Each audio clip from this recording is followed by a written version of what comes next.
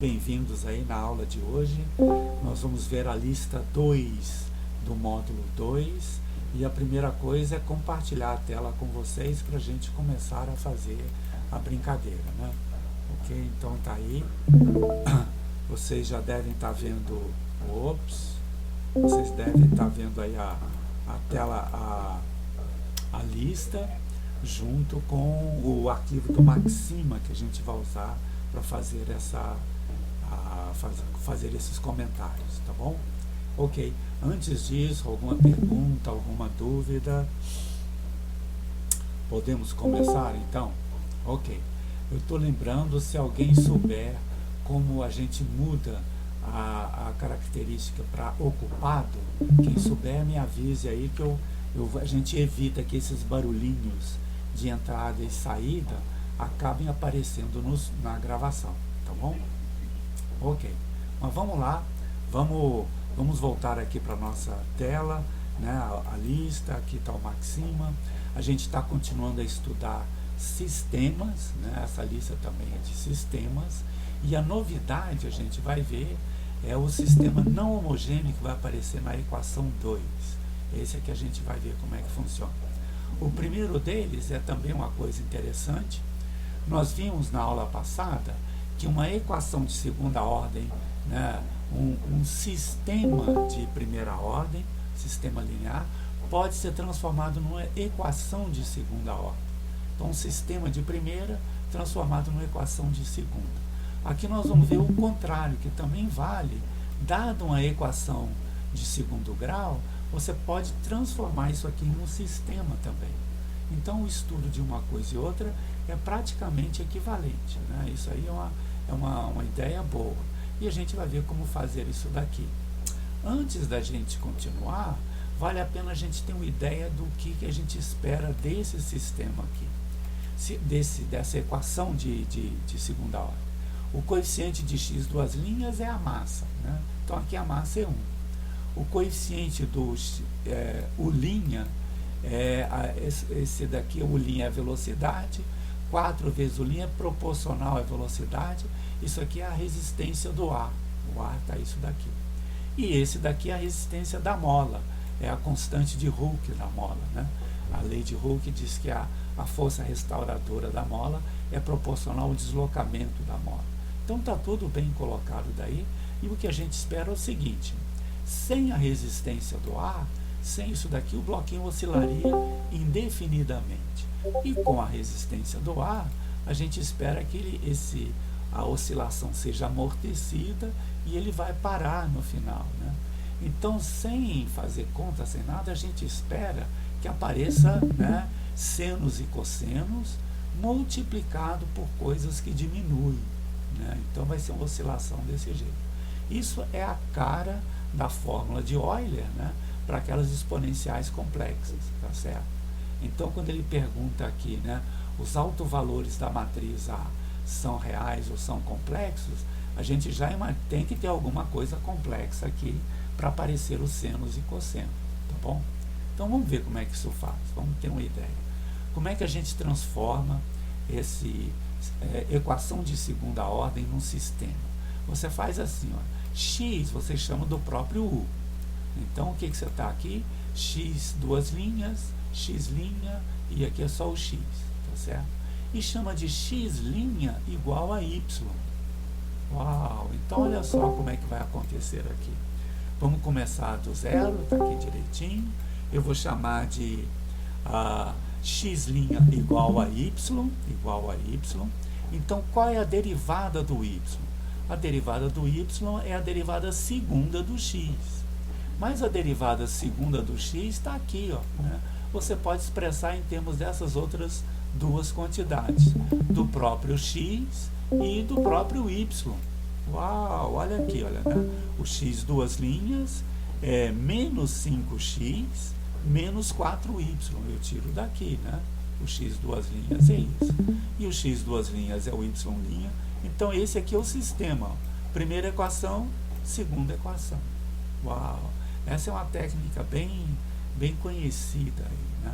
Você tem um negócio de segunda ordem, faz a primeira derivada, é uma variável independente, Então, quando você deriva duas vezes, fica a derivada dessa daqui e você substitui aqui em cima. Tá bom?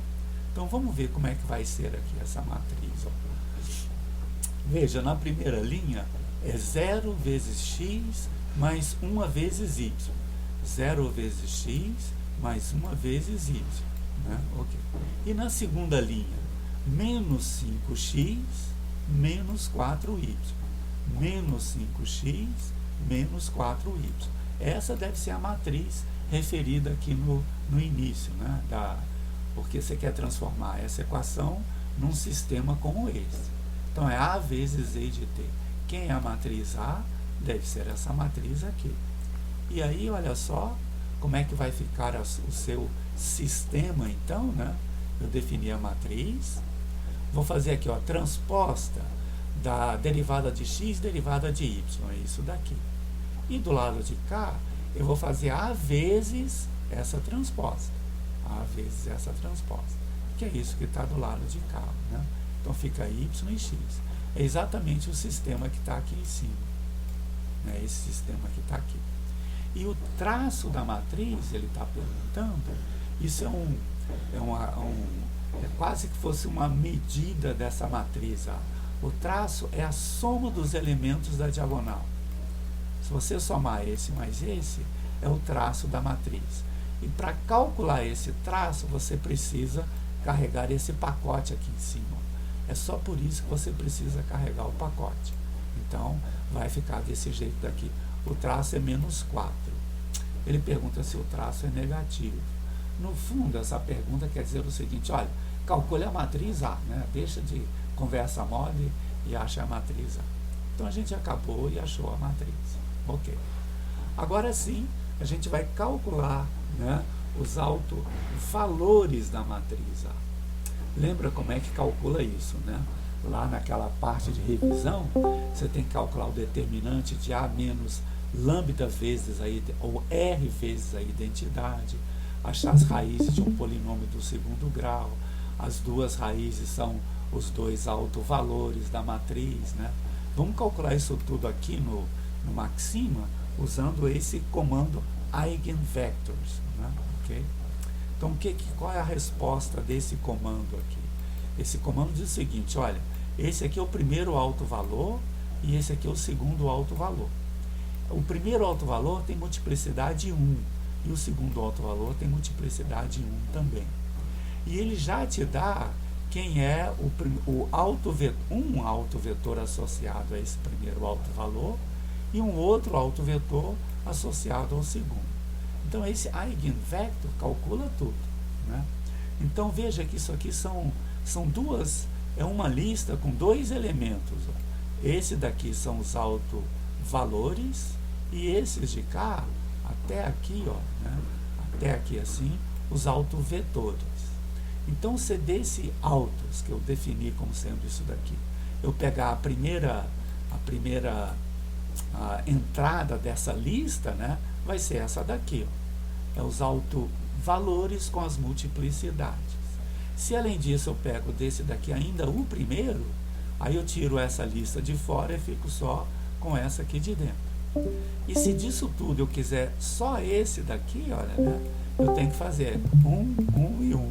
Ah, tá vendo? Então pegou esse daqui. E esse é que foi definido como sendo o primeiro autovalor. É L1, né? É de lambda 1 aqui. Eu usei L porque é mais fácil usar L do que lambda aqui dentro, do que R, né? Okay. Então está aqui o primeiro e está aqui o segundo. Ó. Eu pego de tudo isso que está aqui, agora o segundo, esse daqui agora, então me dá esse outro daqui.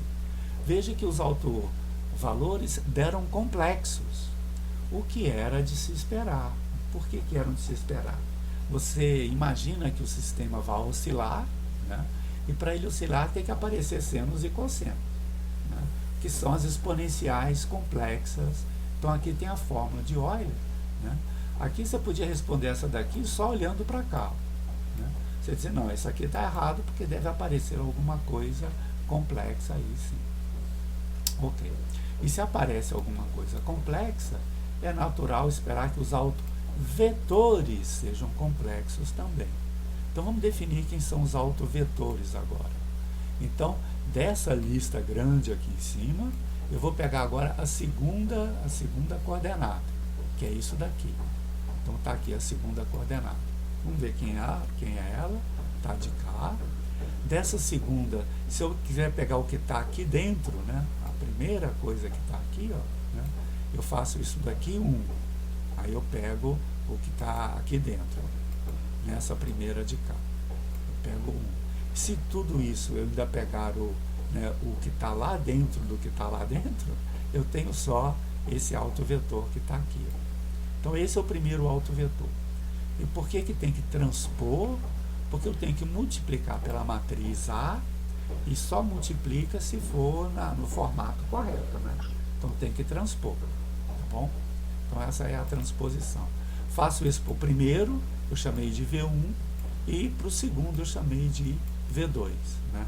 O primeiro autovetor e o segundo autovetor. Ok. Aí então tá bom. Então voltando aqui, olha, o traço da matriz é negativo, tá certo. Os autovalores são reais? Não, os autovalores são complexos. E os autovetores são também complexos. Tem aqui o i nesse negócio, tá bom? Ok. Agora, as expressões das soluções envolvem exponenciais reais decrescentes. Opa, vamos ver o que acontece. A gente imagina que esse item seja verdadeiro pelo seguinte. Aqui, voltando ao sistema, à equação, ela é uma coisa que oscila, mas tem o amortecimento do ar aqui, né? Tem um amortecimento do ar. Então, além de oscilar, ela vai diminuir. E essa diminuição, a gente já sabe, é feita por exponenciais decrescentes. Então, também, sem muita coisa, esse aqui deve ser real. Deve ser verdadeiro essa pergunta que está aqui. Vamos ver quem são essas daqui. Então, o que a gente tem que fazer? Esse truque é um truque conhecido, né? A gente vai ter soluções complexas, que são, né, o autovetor vezes a exponencial, né, de t vezes o autovalor correspondente. Essa é a solução. É assim que achou o autovetor, autovalor, etc. Né? E também vai ser a mesma coisa para a segunda solução. Então eu tenho duas soluções. É claro que são soluções complexas. Vamos ver quem são elas. Está aqui, olha, né? Então o que a gente está fazendo? Nós estamos fazendo o seguinte. Agora eu vou multiplicar isso daqui pela exponencial disso daqui. Desse negócio daqui. Tá aqui, olha, tá vendo a exponencial, né? Multiplicado pelo 1. Depois eu faço a mesma exponencial multiplicada pelo segundo que está aqui, pela segunda coisa que está aqui, né? Então essa daqui é uma solução. Agora, é uma solução complexa. Tudo bem, não tem problema nenhum. A gente já sabe como lidar com isso, né? Então eu pego a primeira solução, né? E agora eu vou usar o Demoave para escrever a exponencial complexa na forma senos e cossenos. É esse que faz esse comando, né? Pega a exponencial complexa e transforma em senos e cossenos. Aqui é a exponencial real decrescente, ó, né? Que multiplica uma coisa que oscila. Oba! Então, a gente está no caminho correto, né? Faço isso na primeira, faço isso na segunda, né? E agora eu vou obter as soluções reais. Como é que a gente obtém as soluções reais? É aquele truque, né? Pega a parte real e a parte imaginária. Então eu vou somar as duas e dividir por 2, eu tenho a parte real. Eu somo as duas e divido por 2i, que tem a parte imaginária, né? Aqui a gente já tem os comandos, ó, né? Eu vou definir como sendo C1 pequeno a parte real disso daqui. E o Z2 pequeno como sendo a parte imaginária disso daqui. O que a gente imagina que seja a parte real aqui em cima? Aqui em cima é fácil, né? A parte real só exponencial de elevado a menos 2t cosseno. Tá certo? Isso é só o que vai aparecer aqui, né? E de fato, vamos ver quem são essas duas soluções. Olha. Quem é o Z1 pequeno e o Z2 pequeno. Aqui é a parte real. Tá vendo? A parte real veio daqui, né? É só esse pedacinho, o cosseno vezes o seno. E assim por diante. Daqui embaixo, a parte real é um pouquinho mais complicada, né? Porque tem menos 2 vezes isso, vezes o cosseno, mas tem aqui, ó, I vezes I, isso aqui dá menos 1. Então essa daqui vai dar real também. Então vai aparecer aqui, vai aparecer do lado de cá. Ok. Então essas são duas soluções obtidas. E por que a gente pode pegar a parte real imaginária? Porque a combinação linear de soluções é a solução. Né? O sistema é linear, a gente já viu isso tudo daí. Então olha só, será que essas soluções são linearmente independentes? Então olha só, é aquela história do determinante lá do Vronskyano, né? Eu considero a matriz que tem essas duas colunas, ó. Nessa primeira coluna de cá, é isso que está aqui, o Z1. E a segunda coluna, o Z2. Então aqui tem aqui como se fosse X1, Y1. Né? Perdão, aqui é o X1, X1 linha. Y1, Y1 linha. Tá bom? Essa aqui é a matriz. E aí eu vou calcular o determinante dessa matriz. Ó. O determinante, e vou simplificar a soma para ver o que vai acontecer. No fundo, esse determinante é um monstrinho, né? Aqui esse daqui vezes esse, menos esse daqui vezes esse. É uma coisa grande. Mas simplificando tudo, não. Dá a fórmula de Abel. Uau, que legal. Né? Então são duas soluções linearmente independentes e, portanto, a solução geral é uma combinação linear dessas duas. Uau, então está aqui. Né? As expressões envolvem exponenciais reais decrescentes. Envolvem, sim, está aqui, olha, né? Um exponencial real decrescente, exponencial real decrescente, etc. Tá bom? Então tá aí. Agora sim, para valores grandes de t, o comportamento das soluções dependem das condições iniciais. Olha como isso aqui podia ser respondido sem uma conta. Né? Se você interpretar essa equação, né, você pode dizer o seguinte, olha, isso aqui é um sistema massa-mola, que tem a massa, né, a massa é 5, essa constante da mola, e tem um amortecimento. Então, de qualquer jeito que eu começar a colocar isso aí em movimento, só dando um empurrão, deslocando, fazendo deslocamento e dando a velocidade inicial, o que vai acontecer com o bloquinho no final? Ele vai tender a parar, independentemente das condições iniciais. Né? Okay? Então, de novo, olha só, né? Isso aqui podia ser respondido olhando para cá. Né? Se você soubesse ler isso daqui, aliás, se soubesse ler isso daqui, não faria nenhuma conta. Né? Dava para responder tudo direitinho. Mas vamos fazer direito aqui como é que vai ficar.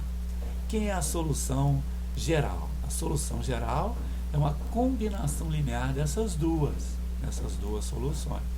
Tá certo? Então eu vou definir o Z de T como sendo essa combinação linear.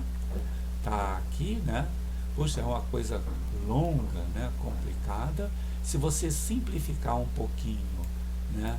Aqui em cima vai ser, aqui é o X e aqui é o Y. Né? Tá vendo? E se vocês se lembrarem, né? Aqui é o X, a de cima é o X, e a de baixo é a derivada do de cima. Né?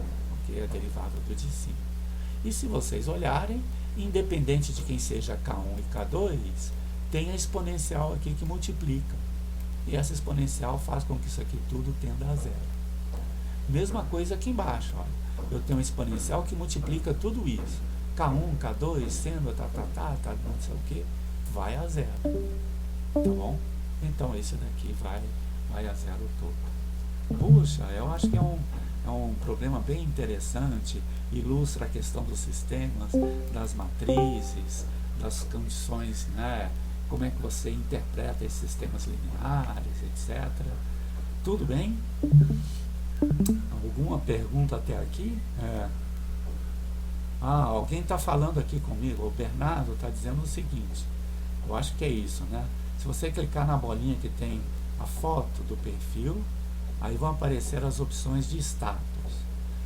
Lembra, alguém sugeriu o seguinte: nas gravações estão aparecendo esses barulhinhos de gente entrando e saindo, etc. Aí eu estou perguntando como é que eu faço para evitar isso. Aí o Bernardo está me dizendo aqui, ó, nessa bolinha que está aqui embaixo, com a foto, vai aparecer lá, disponível, ausente, não perturbar, invisível. Eu devo ser, como é que eu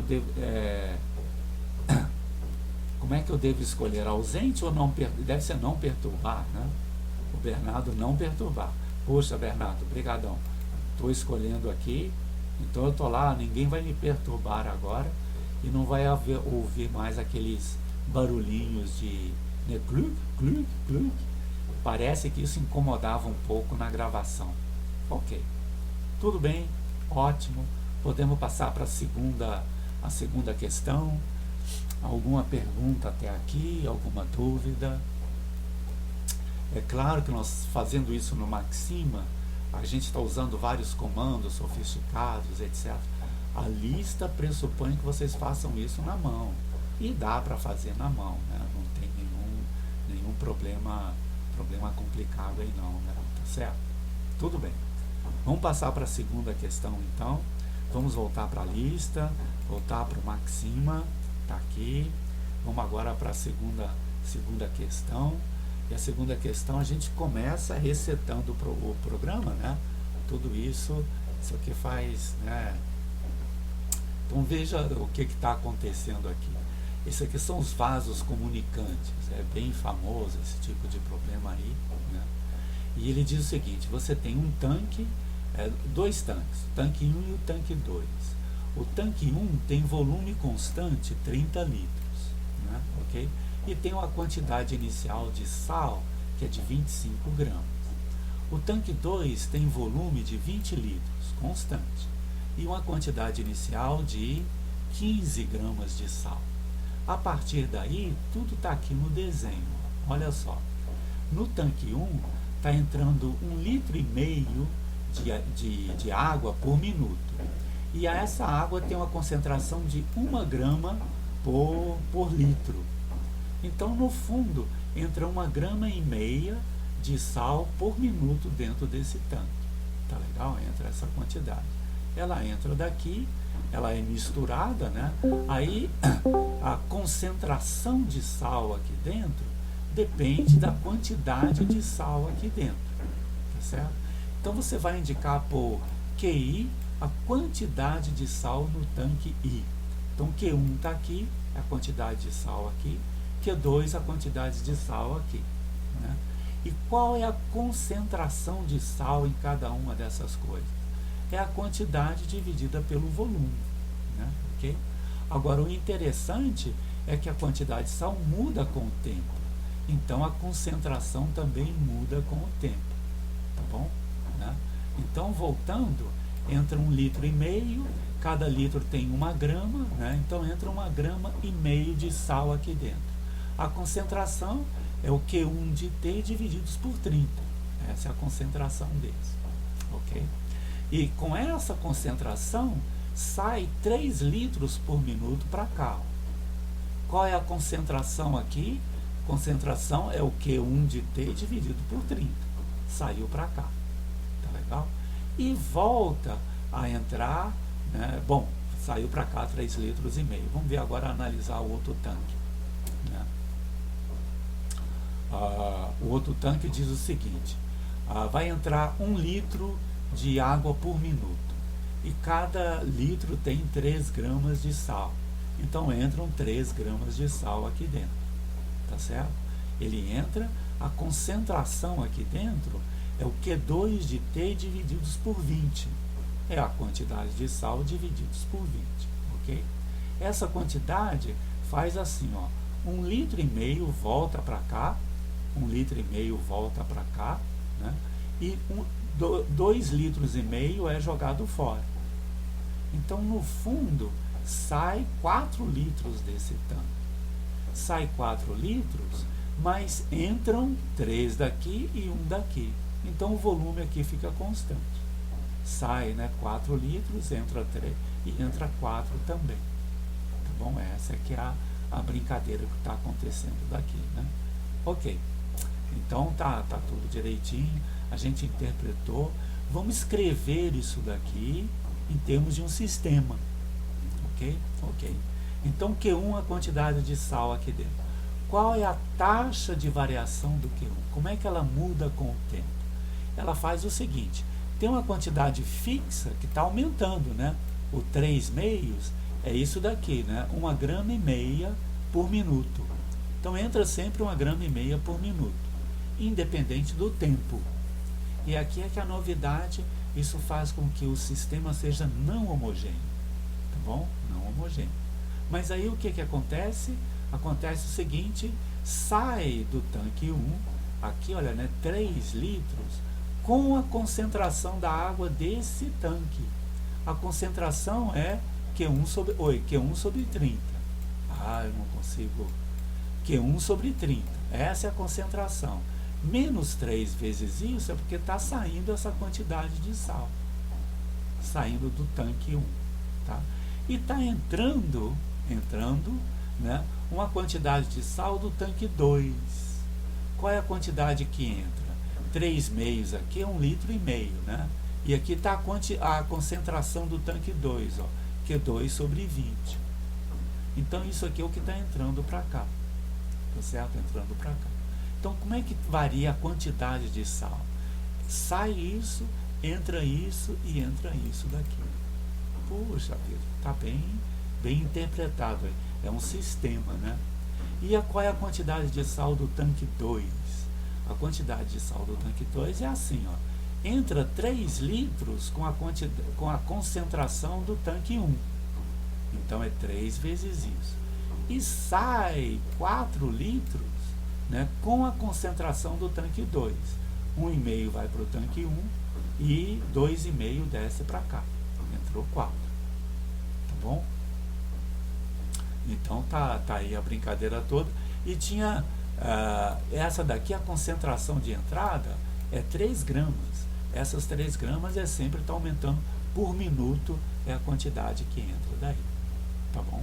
Então a gente interpretou aí todas os fatores, né? Aqui na questão pede para interpretar apenas essa última daqui. O que significa isso? Significa o seguinte, é a quantidade de sal, né, que sai do tanque 2 por minuto.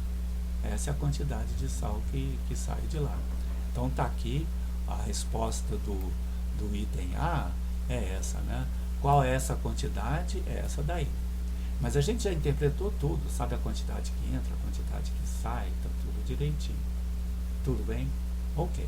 Então vamos lá. Agora, obtenha a solução geral do sistema homogêneo. O sistema homogêneo é tirar esse daqui. Né? Ok. E esse sistema homogêneo a gente resolve muito parecido com esse outro aqui em cima. Então, como é que é o sistema homogêneo? A matriz que a gente tem aqui, olha, né, é menos 3 sobre 30 vezes Q1 e 3 sobre 40 do Q2. Tá aqui. Depois, aqui embaixo, 3 sobre 30 do Q1 menos 4 sobre 20 do Q2. Tá bom? Menos 4 sobre 20. E aí eu vou pegar os autovalores, definir os autovetores e os autovalores, vou definir os autovetores, né, é aquela brincadeira que a gente já fez lá no outro item. Essa daqui a gente entende direitinho. Então acho que não tem muito o que comentar aqui, né? Vamos ver. A matriz A foi definida assim. Os eigenvectors, né? Tá aqui, ó. Agora você está vendo que os autovalores são reais. E qual é a interpretação física desses autovalores reais? Significa que essas quantidades de sal não oscilam, elas não aumentam ou diminuem, mas elas tendem a um comportamento estável com o tempo. Né? Opa, então esse autovalor real aqui significa nada de senos e cossenos. Aqui são exponenciais e provavelmente exponenciais que tendem a valores constantes aí. Né? Aqui estão as multiplicidades e esse daqui, ó, é o autovetor correspondente a esse alto valor aqui. E esse outro é o autovetor correspondente a esse outro daqui. Ok. Então está aqui os autovalores da matriz, né? Aí vou definir, né, esse daqui como sendo o L1 e esse aqui como sendo o L2, né? E vou pegar agora o autovetor, o vetor correspondente ao autovalor, e assim por diante. E por último, eu vou definir, né, as soluções Z1 como sendo o autovetor vezes essa exponencial, né? Tá aqui, ó, o Z1. Eu vou pegar E elevado a isso daqui e multiplicar por isso. Então fica assim, ó, tá certinho, né? Depois eu vou pegar E elevado a isso daqui e multiplicar por isso. Tá aqui, ó, né? Tá tudo direitinho. Essas são duas soluções linearmente independentes do sistema homogêneo. É assim é que a gente obteve essas aí. E a solução geral do sistema homogêneo é uma combinação linear dessas duas. Uau, olha só que legal, né? Então essa é a solução geral do homogêneo. E aí, como é que a gente aborda o problema não homogêneo? Ok? O problema não homogêneo você precisa resolver achando uma solução particular. A gente já vai ver que se a gente achar uma solução particular, a gente vai achar todas. Só um minutinho que nós vamos chegar lá. E aqui a gente vai achar essa solução particular do não homogêneo olhando por uma solução de equilíbrio. O que significa uma solução de equilíbrio? Uma solução que não dependa do tempo. Então eu vou supor que o Q1 e o Q2 sejam constantes, independentes do tempo, e tentar resolver esse sistema desse jeito. Então, se o Q1 e o Q2 são constantes, o Q1' é zero. E aqui também o Q2' é zero. Então, o que eu vou ter que fazer? Olha só. Eu vou zerar esse lado de cá, e vou passar esse daqui para o lado de cá, né? Então, vai ser assim, o lado de lá vai ficar essa matriz, menos 3 meios, menos 3, tá certo? Ok. E vou agora pegar esse lado de cá, que é, né, essa matriz, olha, né, multiplicada, tá vendo aqui, eu vou pegar a transposta de Q1 e Q2, multiplicar pela matriz, esse vai ficar ao lado de cá. E o sistema que eu vou ter que resolver é esse daqui, ó, né? Se eu resolver esse sistema, se esse sistema tiver solução, significa que o problema tem uma solução de equilíbrio e as constantes Q1 e Q2 vão ser as soluções de equilíbrio, tá bom? Então, só para a gente entender como é que funciona esse sistema, tem várias maneiras de resolver, tem muitas coisas aí, mas na mão funcionaria mais ou menos assim. Eu vou pegar essa linha e igualar com essa de cá. Vou pegar essa linha e igualar com essa de cá. Como é que a gente pega linhas aqui? No fundo, isso aqui é uma lista, né? Em que aqui de cima é a primeira entrada, aqui embaixo é a segunda entrada. Então, olha só. Vamos olhar aqui, ó. Eu vou definir, né? Eu vou definir B. Opa, tem alguém com o microfone ligado aí? Ok. Isso. Eu vou definir B como sendo A vezes essa transposta. Quem é a matriz B? Cadê a matriz B? Já foi definida aqui em cima. A matriz B é essa daqui. Oi, tem um som aí, alguém falando. Oi. Pessoal, tem alguém falando aí que está atrapalhando um pouquinho.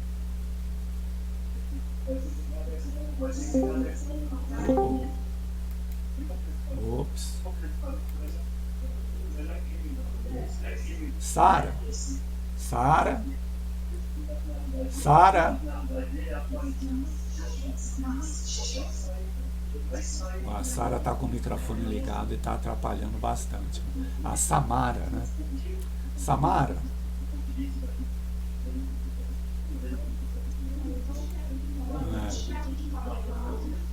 Bom.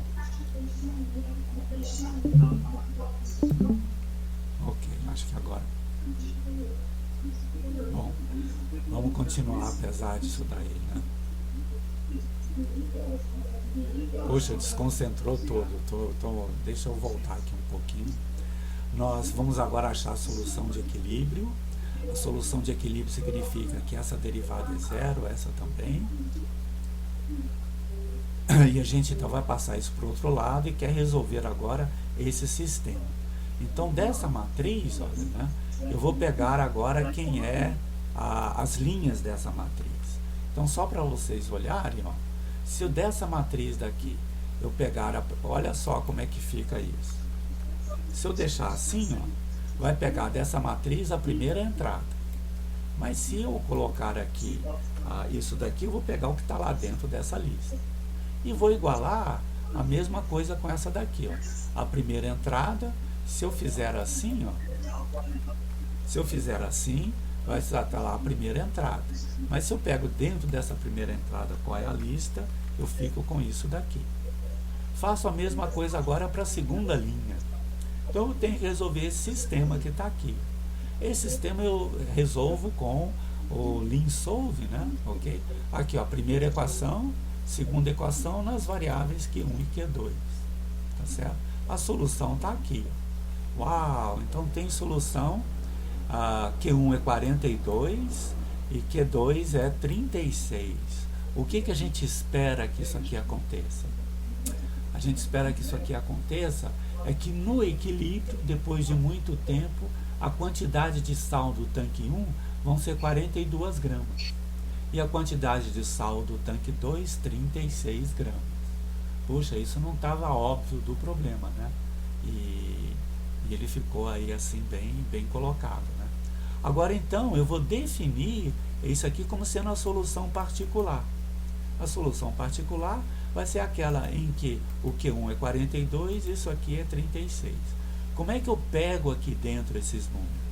Aqui tem um comentário muito do TCC, né? A primeira intenção é você definir isso manualmente, né? Eu vou definir o ZP como sendo 42 aqui, 36 aqui. Mas, em geral, isso é fonte de erro.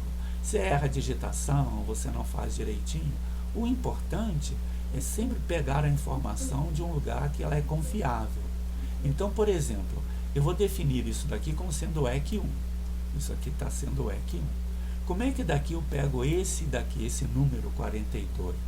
Eu faço o seguinte, olha, quem é, eu vou pegar o EC1, 1, vai ser daqui a primeira coordenada que está aqui dentro, né? Vai ser só isso daqui, e daqui eu vou pegar o lado direito dessa equação, né? Ok? Então é isso que eu vou fazer, olha, né? Como é que vai ser a solução particular? A transposta disso daqui, ó. Eu vou pegar o lado direito da primeira equação, depois o lado direito da segunda equação. Com isso eu tenho certeza que não estou fazendo nenhum erro desse negócio daí, tá bom? Então eu acho que aí ficou interessante, né? Ok, então tá aqui, né? Obter uma solução de equilíbrio, essa é uma solução. Agora é que vem o pulo do gato. Olha só, num sistema não homogêneo, como é que você resolve um sistema não homogêneo? A gente tem uma solução particular, que é um sistema, né, uma solução de equilíbrio que a gente achou, né, supondo que, né, as derivadas fossem zero, etc. Como é que a gente acha todas as soluções? Olha que truque legal. O truque é o seguinte: suponha que seja uma qualquer solução desse sistema não homogêneo, né? O B que está aqui, olha, significa o 3 meios e o 3, lembra, né? O B que a gente definiu aqui, olha, o B foi isso daqui, é esse lado daqui, tá bom? É esse lado daqui. Então suponha que ele seja assim, ó, né? De fato aqui, como a gente definiu com menos, porque passou para o lado de lá, aqui a definição no fundo é que seria menos aqui, né? Para ficar tudo positivo do lado de lá. Então suponha que usei a solução disso, tá ok? Aí eu pego essa solução e subtraio da solução particular que eu encontrei aqui, tá bom? Ok. E vamos ver quem é essa solução, uma menos a outra. Então olha só, Eu vou agora então derivar a diferença, tá certo? Aqui vai ter um sinal de menos, né? Aqui também vai ter um sinal de menos, porque é a solução do homogêneo que estava lá. Olha o que acontece. Esse daqui é solução desse aqui, ó, né? Como tem um sinal de menos aqui e esse é solução desse daqui, olha o que acontece com os B's.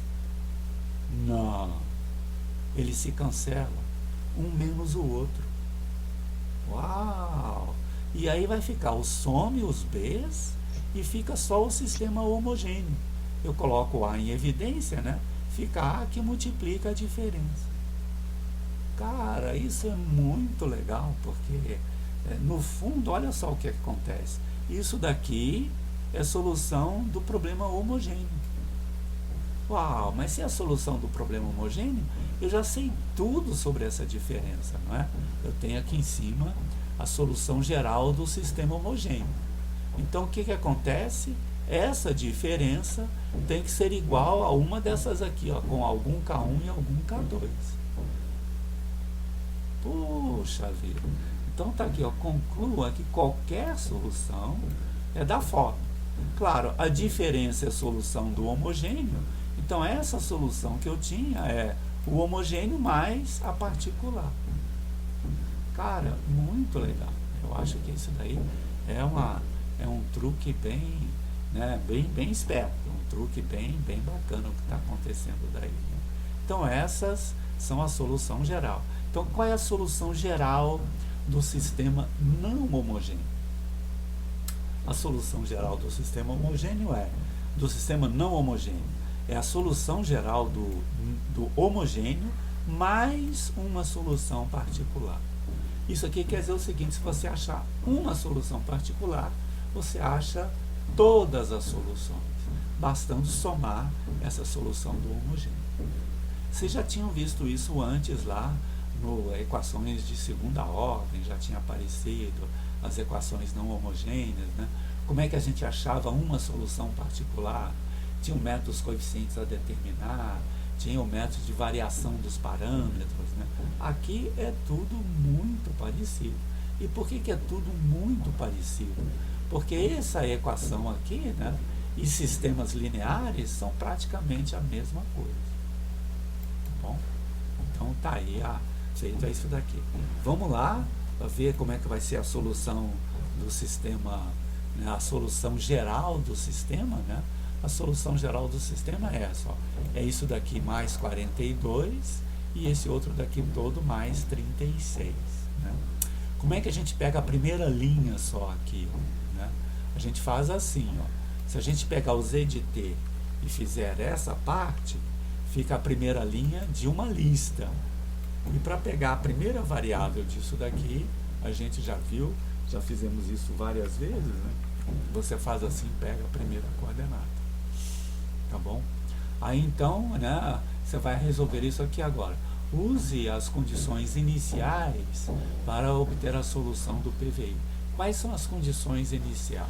Tinha 25 gramas de sal no tanque 1 e tinha 15 gramas de sal no tanque 2 no início, né? Então o que eu vou fazer? Eu vou pegar essa primeira linha, avaliar no zero, né? Tá bom? Aqui, ó, a primeira linha avaliar, e igualar a 25.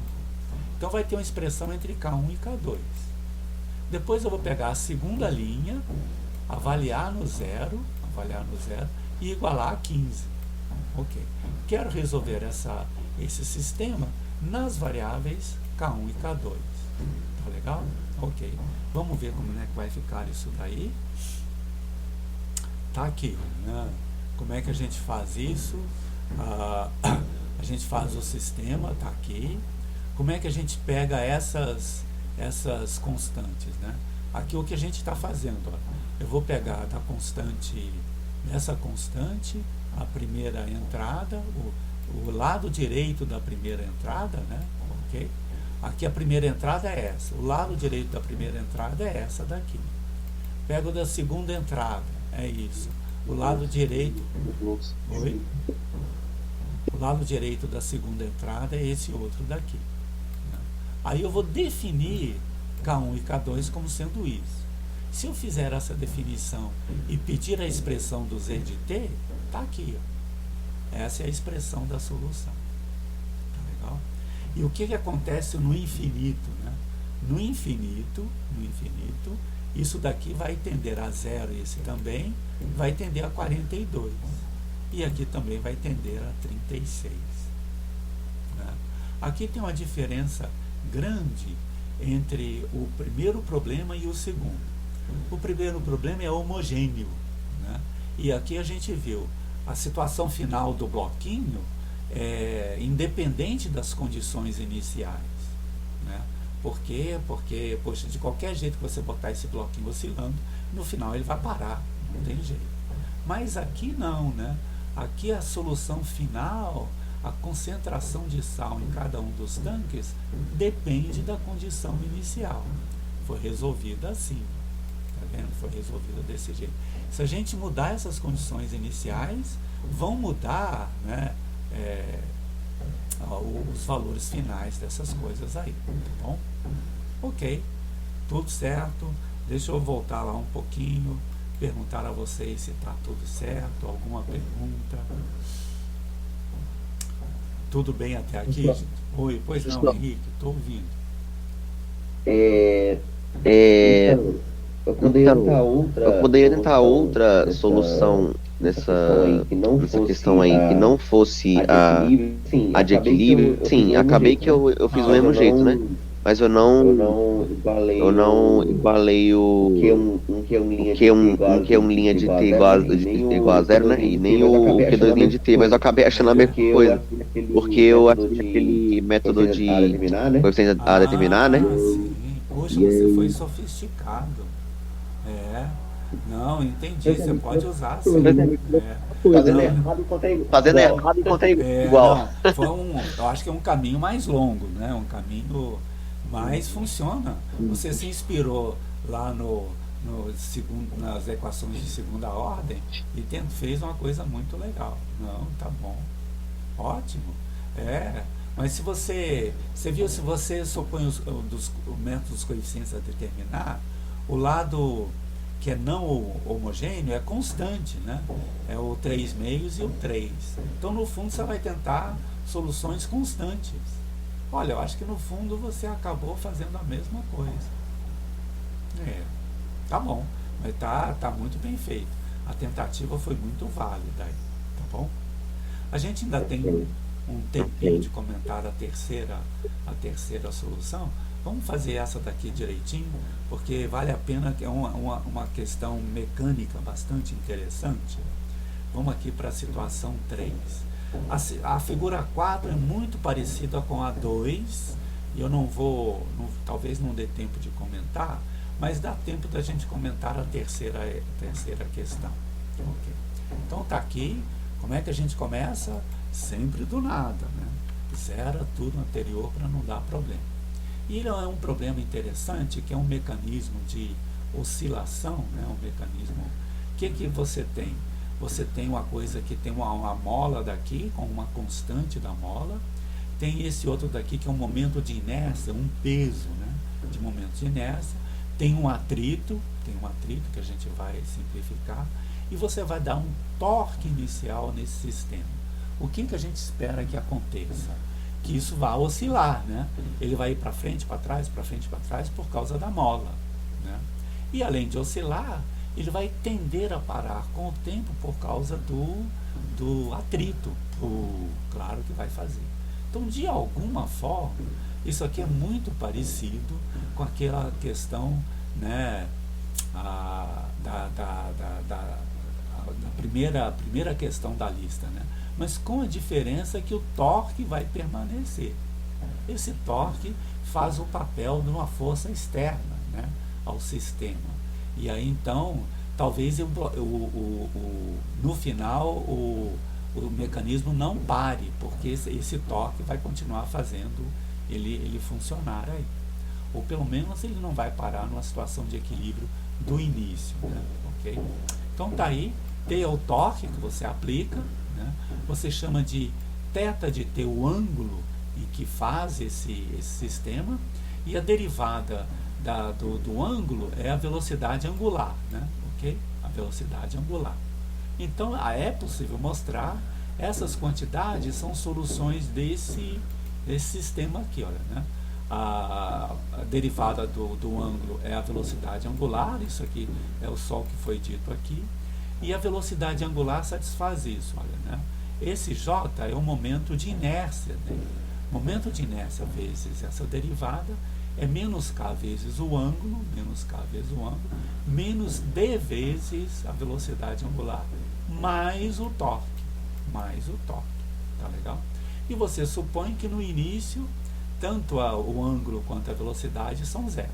Então tá tudo paradinho, você vai lá, aplica o torque e vai ver o que acontece com o sistema, tá legal?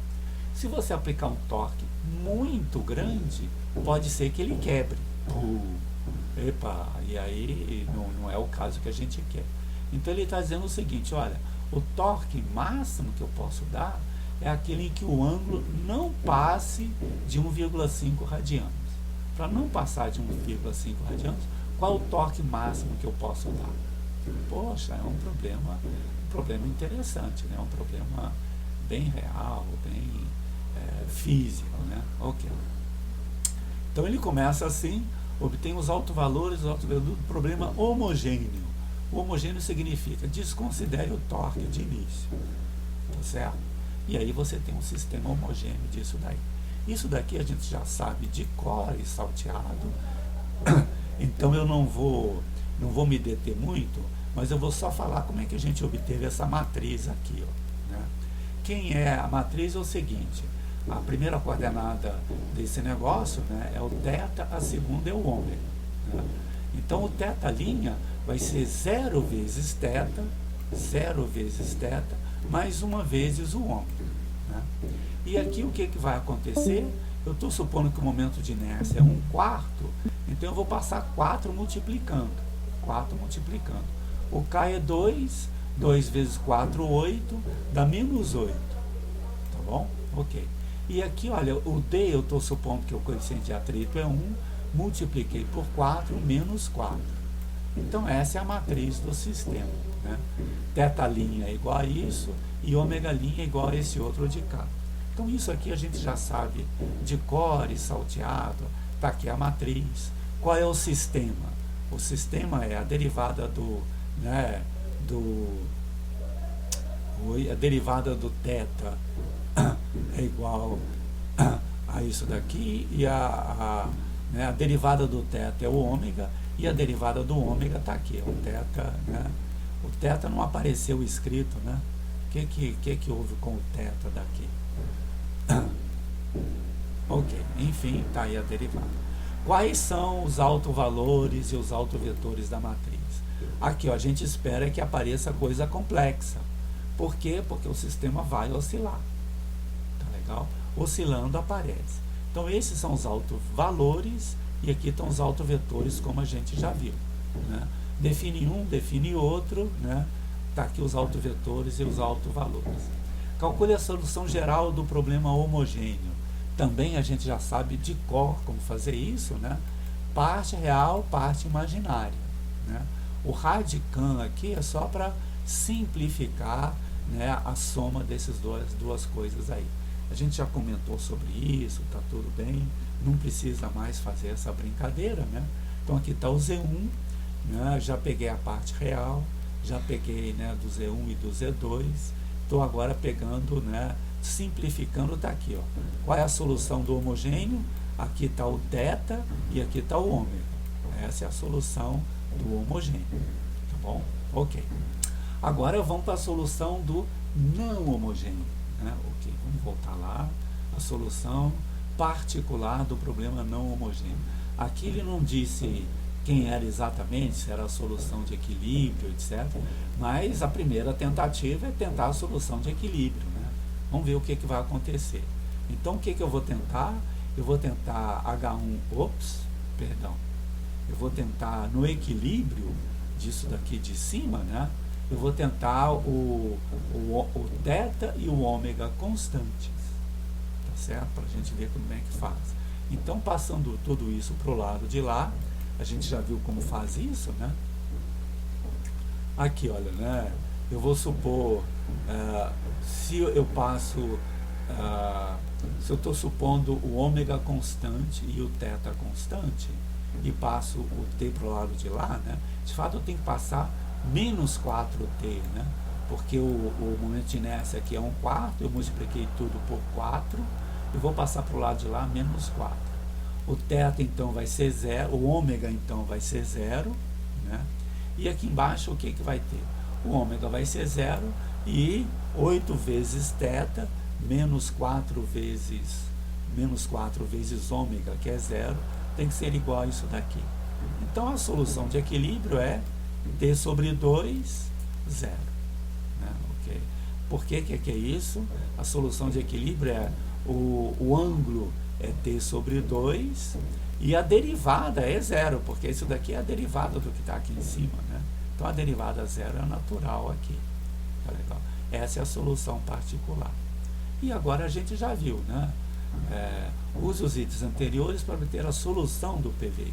A solução do PVI é sempre isso. É a solução do homogêneo mais a solução particular. Então essa é a solução geral, né? Aqui em cima está o θ e aqui embaixo está a derivada do θ, que é o ômega. Tá certo? A derivada do θ, que é o ômega. Agora eu quero resolver o problema de fato disso daqui, ó, com o ômega de 0 igual ao θ de 0, que é igual a 0. Como é que eu faço isso? Eu vou pegar essa primeira linha, avaliar no 0 e igualar a 0. Né? Então, olha como é que eu pego essa primeira linha. Assim, né? 1 e 1, a gente já viu como faz isso daqui. Então, o que eu vou resolver? Eu vou pegar a primeira linha no 0 e igualar a 0 e vou resolver isso nas variáveis K1 e K2. Mesma coisa com a segunda coordenada, igual a 0 nas variáveis K1 e K2. Vamos ver quanto é que dá isso daqui. Tá aqui, ó, essa é a solução do problema. Aqui está o θ e aqui está a derivada do θ. Tá certo? Ok. Né? Agora tem uma pergunta super importante aqui. Ó. Lembrando que o ômega é a derivada, determina o valor máximo de θ, né, para que, né, o movimento não quebre. Né? Então o problema consiste em determinar os valores de t, de modo que o ângulo não exceda esse valor máximo. Né? Okay? E se necessário, usar essa aproximação elevada a menos π é isso. Então o que a gente vai fazer? Qual é o ângulo? Como é que eu estudo o máximo dessa função? A primeira coisa que eu tenho que fazer para estudar o máximo dessa função é calcular a derivada. E a derivada já está aqui. Então quais são os pontos críticos desse negócio? É onde essa derivada se anula. E onde é que a derivada se anula? Aqui eu tenho um exponencial, é onde o seno de 2t se anula. E onde é que o seno de 2t se anula? No π sobre 2. Uau! Então se eu calcular isso aqui no π sobre 2, ó, né, a de baixo zera, e isso, o π sobre 2 é um ponto crítico do θ. Que legal, né? Aí você sabe. E pela situação física, o que acontece? Esse daqui é o primeiro instante em que a derivada se anula. Né? Então ele estava parado no início, você deu um toque, o primeiro momento, o primeiro instante onde a derivada se anula é um ponto de máximo da função. Por quê? Porque ela começou a aumentar, parou para poder diminuir. Né? Esse daqui é a solução. Então esse daqui é o θ máximo. Esse daqui é o θ máximo. Então eu vou pegar isso daqui, olha, né? Eu vou substituir 0,05 por essa exponencial nessa expressão daqui, ó, no π sobre 2. Tá certo? Ok. Quando eu faço essa substituição, ele indica que o que está fazendo deu isso daqui. Aí eu vou resolver θ igual a isso aqui. Isso aqui é um θ que depende do t. Aí eu vou resolver esse θ na variável t, o máximo dele é essa quantidade. Aí você vai encontrar, isso aqui é t sobre 2. Isso aqui é muito mais fácil ver aqui em cima. Né? Aqui, quando você multiplica daqui, dá 1, né? E aqui dá essa quantidade que está aqui, ó, que é o 0,01. Isso vezes t sobre 2. Eu quero que seja menor do que 1,2. T sobre 2 tem que ser 1. Tá legal? T sobre 2 tem que ser 1. Então, tá aí a quantidade. O máximo que eu posso ter é o máximo que eu posso ter é o t grande igual a 2, porque o ângulo não excede isso daí. Tudo bem? Ok. Eu estou terminando então aqui a aula já bem dentro do horário, né? Nós gravamos, está tudo direitinho. Eu vou colocar a aula lá no Moodle o quanto antes, talvez logo em seguida, até a hora do almoço já esteja lá. E ainda tem alguma pergunta, se vocês tiverem, dá tempo de fazer uma perguntinha. Professor, eu tenho uma pergunta bem rápida. Professor, eu tenho uma pergunta. Claro, Henrique. Eu penso quando você encontra dois autovalores, eles são complexos, conjugados. Como é que você sabe, como é que você sabe que aquela solução ela é Z1 mais Z1 Z2? Como é que você sabe que Z2, como é que você forma? Entendeu? Quer dizer, uma das autovalores vai dar isso e o outro vai dar Z1 menos e Z1. Como é que você sabe disso? Como é que você sabe disso? É uma situação geral. Um número complexo tem sempre a parte real e a parte imaginária, né? Então, naquela solução lá, vai ter a parte real e a parte imaginária, né? Okay. E o conjugado é a parte real menos a imaginária. É sempre assim. Mesmo que sejam expressões complicadas, a estrutura é essa. Então, se você soma os dois, uma é i vezes, a outra é menos i vezes, a parte imaginária some, fica só a real. Era essa a pergunta? Tá, entendo. Então, assim, seriam... Você consegue separar essas duas soluções e você a primeira, a parte real, que a primeira a parte chamou de Z1 e a chamou de Z1 chamou de Z2. Exatamente. Tá bom. Entendi. Combinado. Então, deixa eu parar aqui a gravação.